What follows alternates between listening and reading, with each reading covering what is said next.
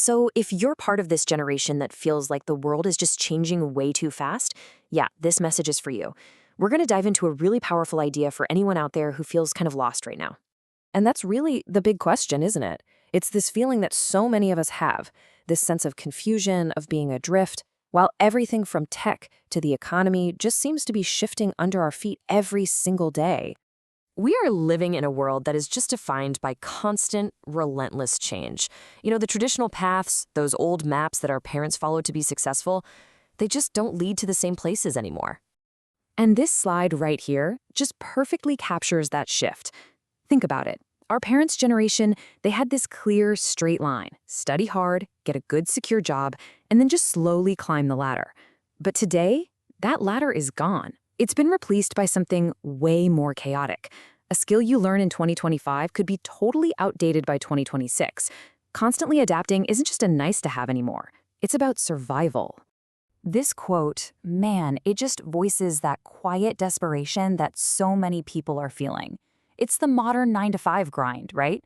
It's this repetitive loop that doesn't even offer the security it used to promise. And for a lot of people, it offers zero fulfillment. It's a question millions are asking themselves every single morning. So, okay, if the old path doesn't work, what's trapping us in this cycle? Well, the next huge problem is the world we live in itself, an age that feels like it was literally engineered to break our focus. And this chart really says it all. Our information intake has become a total junk food diet. We're just binging on junk news, content with no value, and these short-form videos that give us these quick, tiny dopamine hits. And just like a bad diet wrecks your body, this one is actively destroying our attention spans, making deep, meaningful work feel almost impossible. This leads to this massive paradox. This generation is super ambitious. They've got huge dreams, more information at their fingertips than anyone in history. But they're also the most distracted, and those same ambitions just get lost in this constant river of digital noise. And here it is, the staggering cost of that distraction. Just 4 hours of screen time a day, and let's be honest, that's low for a lot of us, adds up to 13 years of an 80-year life. Let that sink in. 13 years, just gone. Staring at a phone. The scale of it is almost hard to believe. Okay, so all of this brings us to the core argument here, a fundamental choice that every single one of us has to make in this new economy. And the choice is laid out crystal clear right here. It's a choice between two totally different mindsets. The consumer, they scroll, they buy, they consume, and they pretty much become a spectator in their own life. But the producer, they create value. They build a company, they sell a product, they become an active participant, an architect of their own future. Now, why does this choice matter so much, especially in a country like Indonesia? Well, it's because of this number, 74.9 million. That's how big Gen Z is there. It's the largest single group of people. The potential is just absolutely massive. And that's the real challenge, isn't it?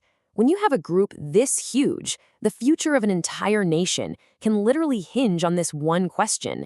Is this generation going to be a powerful engine of creation, or is it going to be one that's mainly defined by consumption? So what do you do if you choose the path of the producer? What's the strategy? Well, the source material offers up this philosophy grounded in a really powerful metaphor, the path of the farmer. This quote here, it's intense, but it reveals a pattern we've seen throughout history. So in this metaphor, most of us are the farmers, right? We're working hard to build our wealth, to fill our barns. But every so often, the nobles, the financial elite, the system itself, they hit a reset button through things like economic crashes. They burn the barns, and it's a brutal reminder that in this system, nobody is ever truly safe. And this is such a provocative idea. Modern slavery isn't about chains. It's the illusion of freedom. You're free to choose your car, your house, but only if you agree to work your entire life inside a system that really isn't designed for you to get ahead. So how does the farmer fight back? How do you win in a system like this? It comes down to two simple but incredibly powerful tools. The first one is radical hard work, just the sheer persistence and repetition it takes to become truly great at something. It's about doing the boring, unglamorous work that other people won't. And the second tool is relentless curiosity. And this insight is absolutely key. Being smart is a great start, for sure, but being relentlessly curious, that is the true long-term advantage. A person who never stops learning, who keeps asking questions, and who's always digging deeper will always beat the person who just relies on what they already know. All right, so you've got these tools in your hand, and that brings us to the final call to action, because this isn't just about your own individual success. It's about seeing your personal choice as part of a much bigger mission. Here's the core message, and it can be a tough pill to swallow. Waiting for the system or the government or your boss to save you is a losing game. The argument is that the system is working exactly how it was designed to, and it was not designed to lift you up. The only way forward is to rely on yourself. And this right here, this is where you put your energy. You can't control global politics. You can't control the economy.